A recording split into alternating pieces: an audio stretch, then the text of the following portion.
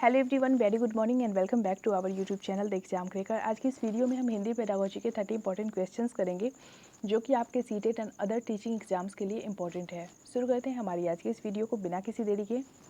First question है आपका कि बच्चे के घर की भाषा और विद्यालय की भाषा के बीच के संबंध को फर्स्ट ऑप्शन है कठोरता से देखना चाहिए, सेकेंड है उपेक्षित करना चाहिए, थर्ड है उसकी विविधता और लचीलेपन के साथ देखना चाहिए एंड फोर्थ ऑप्शन है समाप्त कर देना चाहिए। तो बच्चे की जो घर की भाषा होती है यानी कि उनकी जो मातृभाषा होती है और विद्यालय की भाषा, उनके बीच के संबंध को किस तरह से देखना चाहिए। करेक्ट आंसर होगा 1 का आपका ऑप्शन सी, उसकी विविधता और लचीलेपन के साथ देखना चाहिए। अगला क्वेश्चन है आपका क्वेश्चन नंबर 2। पहले बच्चों के लिए लिपिबद्ध और उनसे जुड़ी ध्वनियाँ फर्स्ट ऑप्शन है निरर्थक होती है, सेकंड सार्थक होती है, थर्ड मूर्त होती है एंड फोर्थ ऑप्शन है अमूर्त होती है। तो जो छोटे बच्चे होते हैं, पहले क्लास के जो बच्चे होते हैं, उनके लिए लिपिबद्ध और उससे जुड़ी हुई जो ध्वनियाँ होती है वो कैसी होती है। करेक्ट आंसर होगा 1 का हमारा निरर्थक होती है क्योंकि वो काफ़ी छोटे होते हैं। अगला क्वेश्चन है क्वेश्चन नंबर 3। बच्चों की भाषा के संदर्भ में कौन सा कथन सही है। पहला ऑप्शन है आपका बच्चे की भाषा में बहुत अधिक व्याकरणिक त्रुटियाँ होती है, सेकेंड है बच्चे की भाषा में नियमबद्ध व्यवस्था की झलक मिलती है, थर्ड ऑप्शन है आपका बच्चों की भाषा तार शैली में ही रहती है एंड फोर्थ ऑप्शन है बच्चों की भाषा को सुधारने के लिए दंड एवं पुरस्कार आवश्यक है। 3 का करेक्ट आंसर होगा हमारा ऑप्शन सी, बच्चों की भाषा तार शैली में ही रहती है। अगला क्वेश्चन देखेंगे क्वेश्चन नंबर 4। भाषा की कक्षा में बच्चे स्वाभाविक अभिव्यक्ति के लिए किसी भी प्रकार के रेखांकन कर सकते हैं। यह कथन फर्स्ट ऑप्शन है गलत है, सेकंड है सही हो सकता है, थर्ड है सही है क्योंकि रेखांकन भी अंततः भाषा की तरह अभिव्यक्ति का साधन है एंड फोर्थ ऑप्शन है सही है क्योंकि भाषा की पुस्तकों में भी चित्र होते हैं। तो यहाँ पे 4 का जो करेक्ट आंसर होगा आपका वो हो जाएगा ऑप्शन सी। भाषा की कक्षा में बच्चे स्वाभाविक अभिव्यक्ति के लिए यदि किसी भी प्रकार का रेखांकन करते हैं तो वो सही है क्योंकि रेखांकन में भी भाषा की अभिव्यक्ति होती है। क्वेश्चन नंबर 5 है आपका सृजनात्मकता का विकास करने में कौन सा सहायक नहीं है। तो सृजनात्मकता जो होती है उसको विकसित करने के लिए इन चारों ऑप्शंस में से जो सहायक नहीं है, जो सहायता नहीं करता है, उसको चूज करना है। फर्स्ट ऑप्शन है कविता पूरी करना, सेकंड है चित्र पर आधारित मौखिक अथवा लिखित वर्णन, थर्ड है प्रश्नों के उत्तर लिखना एंड फोर्थ ऑप्शन है अधूरी कहानी को पूरा करना।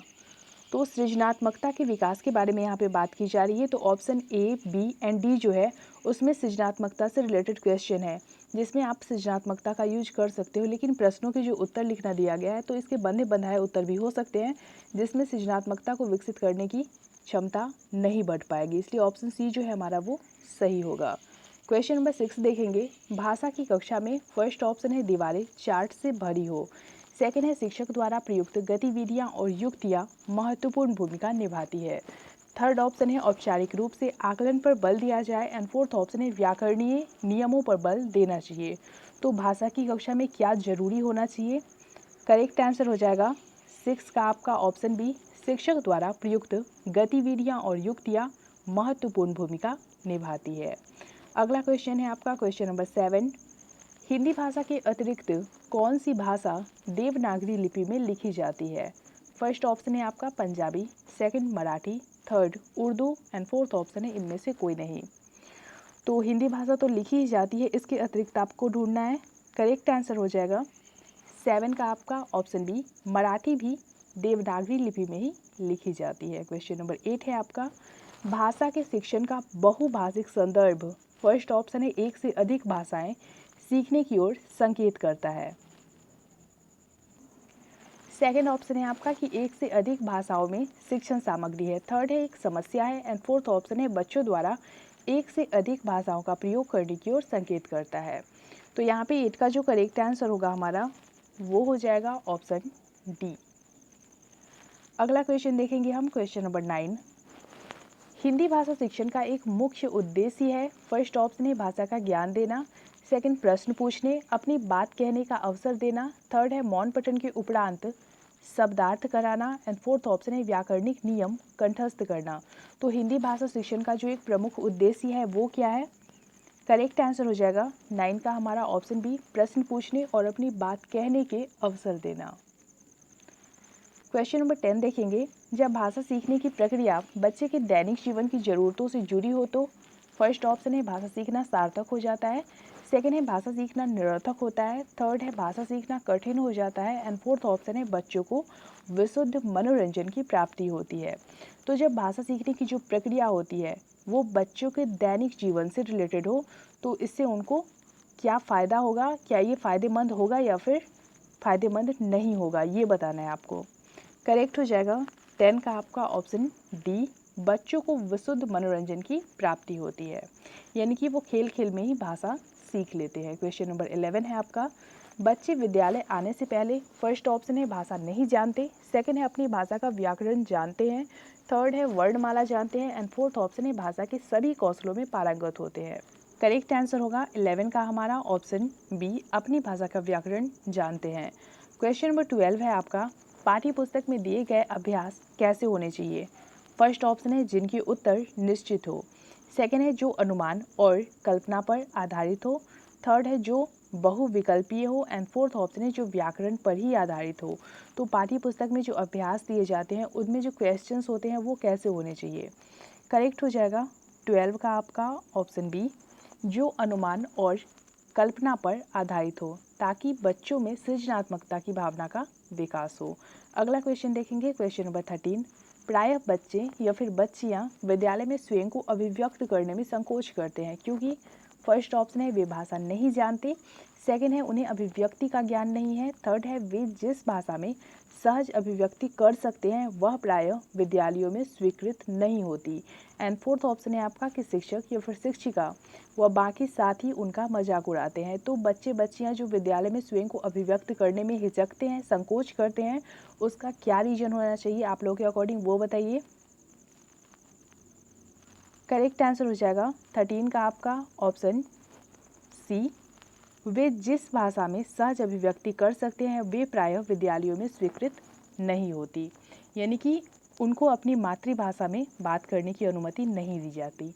अगला क्वेश्चन है हमारा क्वेश्चन नंबर 14, भाषा शिक्षक के रूप में आप फर्स्ट ऑप्शन है पाठ्य पुस्तक पर बल देंगे, सेकंड है प्रश्नों के उत्तर पूछेंगे, थर्ड है ड्राइंग बनवाएंगे एंड फोर्थ ऑप्शन है बच्चों को अपने अनुभव और विचार बताने के लिए उनमें उत्सुकता जगाएंगे। तो एक भाषा टीचर के रूप में आप क्या करोगे। करेक्ट आंसर हो जाएगा 14 का हमारा ऑप्शन डी, बच्चों को अपने अनुभव और विचार बताने के लिए उनमें उत्सुकता जगाएंगे। क्वेश्चन नंबर 15, बच्चे अपनी बोलचाल की भाषा का अनुभव फर्स्ट ऑप्शन है समाज परिवार से प्राप्त करते हैं, सेकंड है विद्यालय से प्राप्त करते हैं। तो बच्चे अपनी बोलचाल की भाषा का अनुभव जो सर्वप्रथम प्राप्त करते हैं वो अपने परिवार और समाज से करते हैं। ऑप्शन 1 हमारा सही होगा। हिंदी भाषा में सतत और व्यापक आकलन का अंतर यह जानना है कि फर्स्ट ऑप्शन है बच्चे क्या नहीं जानते, सेकंड है बच्चे किस तरह की त्रुटियां करते हैं, थर्ड है बच्चे कैसे सीखते हैं एंड फोर्थ ऑप्शन है बच्चों को अगली कक्षा में प्रोन्नत किया जाए अथवा नहीं। तो हिंदी भाषा में सतत और व्यापक आकलन का अंतर यह जानना होता है कि बच्चे किस तरह की त्रुटियां करते हैं ताकि टीचर जो है उसमें सुधार कर पाए। ऑप्शन बी हमारा सही होगा। अगला क्वेश्चन है आपका क्वेश्चन नंबर 17, बच्चों में भाषा सीखने की जन्मजात योग्यता होती है, यह विचार है फर्स्ट ऑप्शन है पेवलोव का, सेकंड चॉम्स्की का, थर्ड वाइगोत्स्की का एंड फोर्थ ऑप्शन है पानिनी का। तो ये क्वेश्चन जो है आपका वो काफ़ी ज़्यादा इंपॉर्टेंट है और सीटीटी एग्जाम में एक से ज़्यादा बार ये क्वेश्चन रिपीट हो चुका है, तो इसको ध्यान में रखें। फर्स्ट ऑप्शन है आपका पेवलोव का, सेकंड चॉम्स्की का, थर्ड ऑप्शन है वाइगोत्स्की का एंड फोर्थ ऑप्शन है पानिनी का। तो ये जो कथन है बच्चों में भाषा सीखने की क्षमता जन्मजात होती है ऐसा चॉम्स्की ने कहा है। ऑप्शन बी हमारा सही होगा। क्वेश्चन नंबर 18 देखेंगे, एक भाषा शिक्षक के रूप में आपका क्या दायित्व है। तो आपकी क्या जिम्मेदारी होगी एक भाषा शिक्षक के रूप में। फर्स्ट ऑप्शन है बच्चों को भाषा सीखने का समृद्ध वातावरण उपलब्ध कराना, सेकंड ऑप्शन है बच्चों को सीखने के तरीके के बारे में जानना ताकि उसी के अनुरूप शिक्षण कार्य संपादित किया जा सके, थर्ड ऑप्शन है बच्चों द्वारा की जाने वाली त्रुटियों के कारणों की पहचान करते हुए उपयुक्त उपचार करना एंड फोर्थ ऑप्शन है इनमें से सभी। तो 18 का जो करेक्ट आंसर होगा हमारा वो हो जाएगा ऑप्शन डी, क्योंकि एक भाषा शिक्षक के रूप में एक टीचर का ये दायित्व होना चाहिए, कर्तव्य होना चाहिए उनका कि बच्चों को भाषा सीखने के समृद्ध वातावरण वो उपलब्ध कराएं, बच्चों के सीखने के तरीके के बारे में जानें ताकि उसके अनुसार वो शिक्षण कार्य संपादित कर पाए और इसके साथ ही बच्चों द्वारा की जाने वाली त्रुटियों के कारणों को पहचान करते हुए उपयुक्त उपचार करें, जो उसके हिसाब से सही हो वो करे। अगला क्वेश्चन है हमारा क्वेश्चन नंबर 19। बच्चे अपने समाज सांस्कृतिक परिवेश से अर्थ ग्रहण करते हैं। यह विचार है, फर्स्ट ऑप्शन है पैवलव का, सेकंड चॉम्स्की का, थर्ड स्किनर का एंड फोर्थ ऑप्शन है वाइगोत्स्की का। तो ऐसा किन्होंने कहा हुआ है? करेक्ट हो जाएगा 19 का आपका ऑप्शन डी, वाइगोत्स्की। अगला क्वेश्चन है आपका क्वेश्चन नंबर 20। प्रिंट मुद्रित अथवा लिखित भाषित परिवेश, फर्स्ट ऑप्शन है भाषा सीखने में सहायक नहीं है, सेकंड है भाषा सीखने में सहायक है, थर्ड है समय और ऊर्जा की बचत है एंड फोर्थ ऑप्शन है बच्चों का मनोरंजन करता है। 20 का करेक्ट आंसर होगा हमारा ऑप्शन बी, प्रिंट या फिर मुद्रित और लिखित भाषित परिवेश जो होता है वो भाषा सीखने में सहायता करता है। ऑप्शन बी हमारा सही होगा।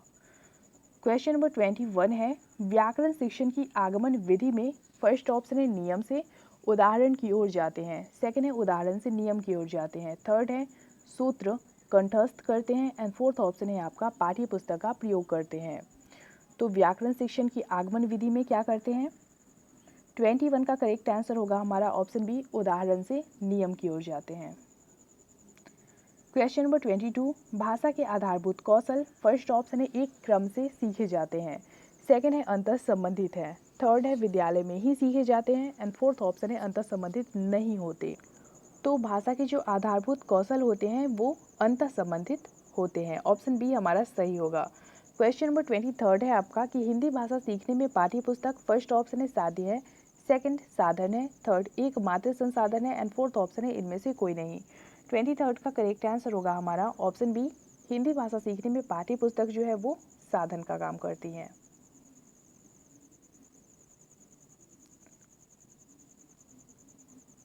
क्वेश्चन नंबर 24 देखेंगे, तन्वी जब भी प्रश्न का उत्तर देने के लिए खड़ी होती है वह बोलने में हकलाने लगती है, इसका क्या कारण है? फर्स्ट ऑप्शन है उसे बोलना नहीं आता, सेकंड है आत्मविश्वास के साथ बोलने की योग्यता नहीं रखती, थर्ड है औपचारिक स्थितियों में बोलने में वह मनोवैज्ञानिक दबाव महसूस करती है एंड फोर्थ ऑप्शन है आपका option A and option B दोनों। तो यहाँ पे 24 का जो करेक्ट आंसर होगा हमारा वो हो जाएगा ऑप्शन सी। तन्वी जब भी प्रश्न का उत्तर देने के लिए खड़ी होती है तो वो हकलाने लगती है, यानी कि बहुत लोग जब होते हैं और संवेग के कारण, संवेगात्मक दबाव के कारण औपचारिक स्थितियों में वह बोलने में मनोवैज्ञानिक दबाव महसूस करती है। क्वेश्चन नंबर 25 है हमारा, सुहेल की मातृभाषा भोजपुरी है, वह हिंदी वाक्य लिखते समय अक्सर ने का सही प्रयोग नहीं करता, इसका संभावित कारण क्या है? फर्स्ट ऑप्शन है आपका कि सुहेल हिंदी भाषा नहीं जानता, सेकंड है वह लापरवाह है, थर्ड है वह ध्यान से नहीं लिखता एंड फोर्थ ऑप्शन है यह उसकी मातृभाषा का प्रभाव है जहां बोलते समय अक्सर आवश्यक स्थितियों में ने का प्रयोग नहीं किया जाता।